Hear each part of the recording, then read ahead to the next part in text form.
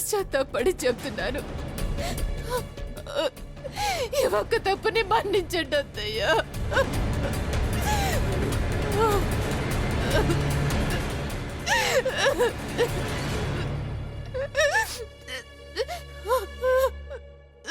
అత్తయ్య,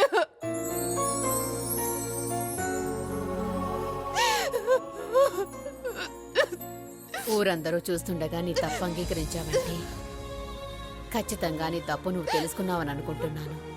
నువ్వు మారావని నమ్ముతున్నాను. నిన్ను మనస్ఫూర్తిగా క్షమిస్తున్నాను. ఆగమ్మా.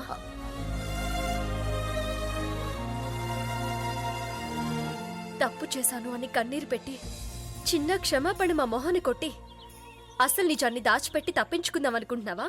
కుదరదు. తప్పు చేశానని చెప్పిన ఈ నోటుతోనే ఆ తప్పు ఎందుకు చేశావో కూడా చెప్పాలి. చెప్పు. మాట్లాడవేంటే? అపర్ణ అడుగుతుంది కదా, చెప్పు, ఎందుకు చేశావు? మా కుటుంబం నిన్ను క్షమించాలంటే, మా అమ్మ నిన్ను మనస్ఫూర్తిగా మన్నించాలంటే నువ్వు ఎందుకు చేశావో చెప్పాలి. చెప్పు.